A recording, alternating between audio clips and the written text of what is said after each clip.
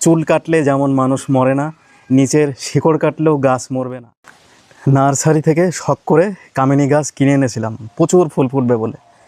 এখন ফুল তো দূরের কথা, গাছের পাতা দেখে মনে হচ্ছে জন্ডিস হয়েছে, হলুদ হয়ে যাচ্ছে।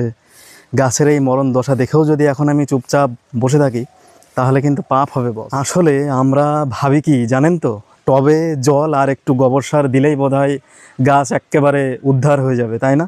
একদম ভুল। মানুষের যেমন পায়ের জুতো ছোট হলে পায়ে ফোসকা পড়ে, গাছেরও তেমনি টব ছোট হলে শিকড় জট পাকিয়ে দম আটকে আসে। একে বলে রুট বাউন্ড। আপনাদের দেখাবো কিভাবে এই কামিনী গাছটাকে একদম চাঙ্গা করে ফুলের রানী বানানো যায়।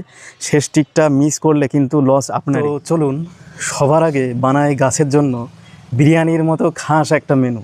কামিনী গাছ একটু রাজকীয় খাবারই পছন্দ করে, তো তার জন্য আমি নিয়ে নিচ্ছি 50% আমাদের ঘরের পাশের সাধারণ দোআঁশ মাটি নিয়ে নিলাম, আর সাথে দেব 30% পুরনো 1 বছরের ঝুরঝুরে গোবর সার, আর সাথে দেব 10% মতো বালি, আর এর সাথে দেব একটু 1 চিমটি বা 2 চামচ নিমখোল আর একটু হাড়ের গুঁড়ো।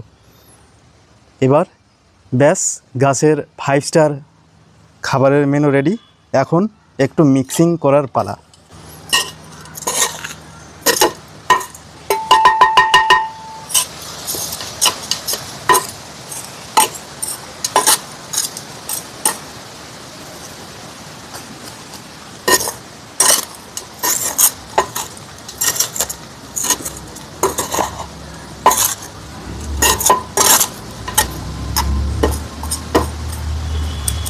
তো ভুলেই গেছিলাম, আর একটু সাথে দেব ট্রাইকোস্পি ফাঙ্গিসাইড, যেটি সারা বছরের রোগ পোকামাকড়ের হাত থেকে বাঁচাবে।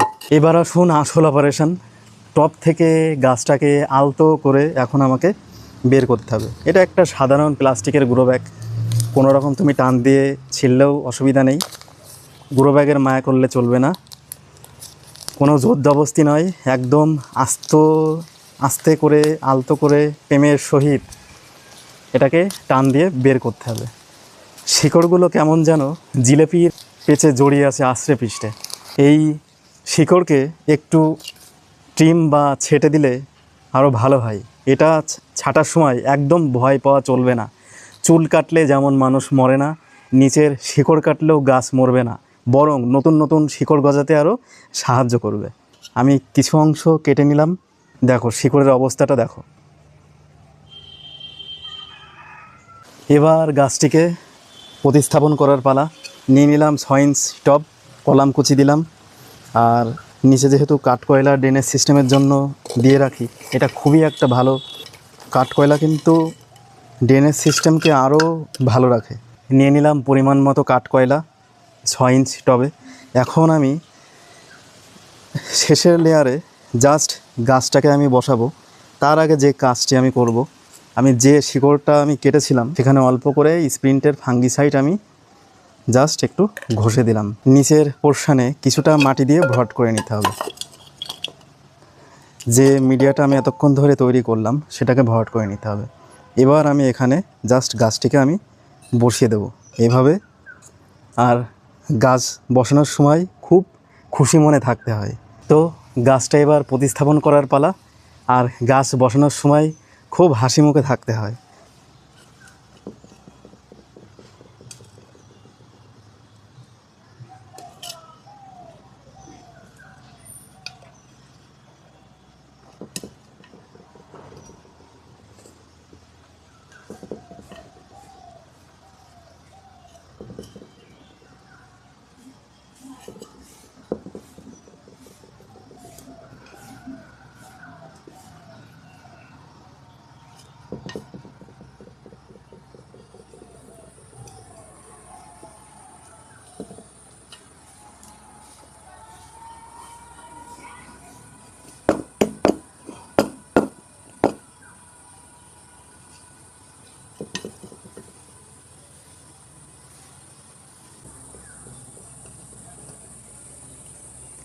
এবার ভিডিওর সবচেয়ে দামি টুইস্ট, গাছ তো টবে বসানো হলো, এবার জল দেওয়ার পালা। আমরা দেব গাছের জন্য একদম এনার্জি ড্রিঙ্ক। 1 লিটার জলে 1 চামচ এপসাম সল্ট আর আধা চামচ হিউমিক অ্যাসিড। এটা আমি আগে থেকেই মিশিয়ে রেখেছিলাম, তো ভালো করে গুলিয়ে গাছের গোড়ায় ঢেলে দেওয়ার পালা। এই এপসাম সল্ট গাছকে টবের বদলানোর শখ থেকে বাঁচাবে, আর হিউমিক অ্যাসিড নতুন মাটির শিকড়কে বলবে ভাই রে ভাই এবার দৌড়ানো শুরু কর। ব্যাস, গাছ থাকবে একদম চাঙ্গা, পাতা হবে একদম চকচকে সবুজের মতো। ব্যাস, অপারেশান সাকসেসফুল। এবার গাছটাকে 3 দিন কোনো ছায়াযুক্ত জায়গায় রেস্ট দিন, তারপরে একে নিয়ে যেতে হবে আবার রোদে। আর দিন কয়েকের মধ্যে এমন পাতার কুড়ি আসবে যা বলে বোঝানো মুশকিল। আর ভিডিওটি যদি কাজের মনে হয় তবে একটি লাইক আর ফলো দিয়ে রাখুন। আপনার গাছের কী অবস্থা সেটা কমেন্টে জানান। টাটা, সবাই ভালো থাকবেন।